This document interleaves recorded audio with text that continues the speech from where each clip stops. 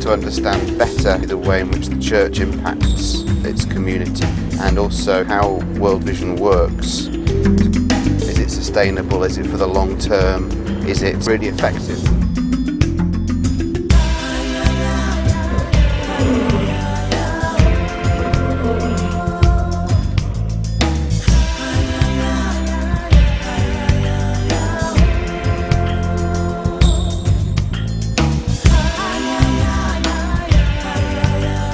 We've given money as a church, but this is something that we want to do for the long term. We want to learn more.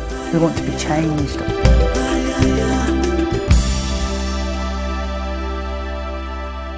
Hi. I'm Cathy. I'm Mary. Hi, I'm Dave.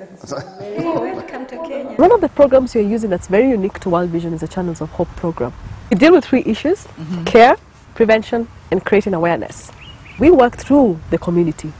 And we work through the caregivers. Who are the caregivers? Caregivers are volunteers from the churches or from the community. They're given a certain training where we educate the women, the men in the community, the elders, the pastors, because we believe pastors have a big role to play when it comes to HIV and AIDS.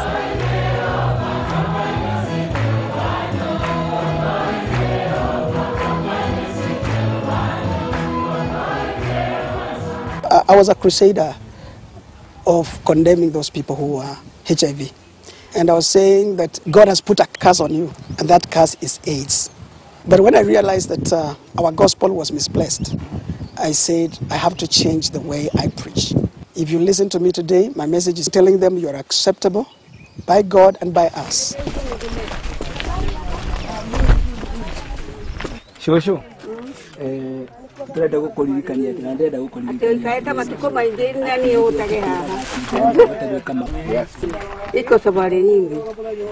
been visiting this family, giving them food stuffs. The garden is not able to produce enough food. Their shamba is too small. The climatic conditions are very harsh. The mother to the children also can't work. She's sick, she's HIV positive, and all the children are HIV positive. How does Channels of Hope fit into this system? We come together to see that family in a certain area is well looked after. I'm one of the area members, and my church is just within this community.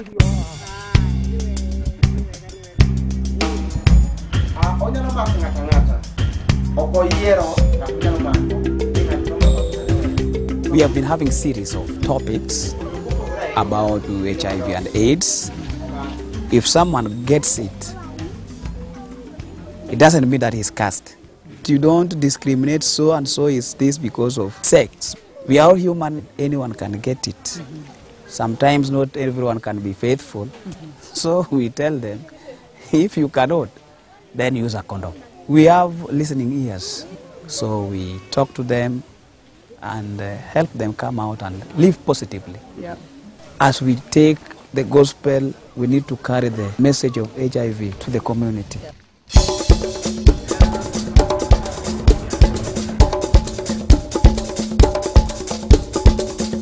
I'm the General Secretary of Deliverance Church. Right.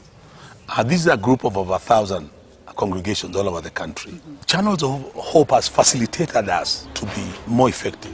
Our program has been test counseling, testing. Quite a number of people do not know their status. Here we have got 3 permanent staff employed fully by the church and 2 volunteers to help.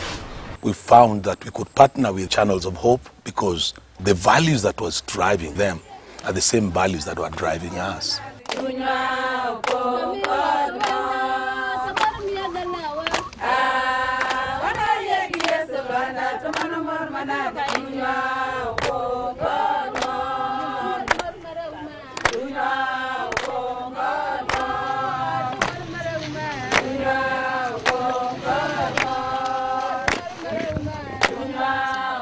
He was coughing, and he could not walk. The wife ran away when he was sick, and then the children whom he had, about 4 children, died, and now he's left with the brothers alone. If he feels hot, we do the bathing out in the morning and in the evening for him to feel cold.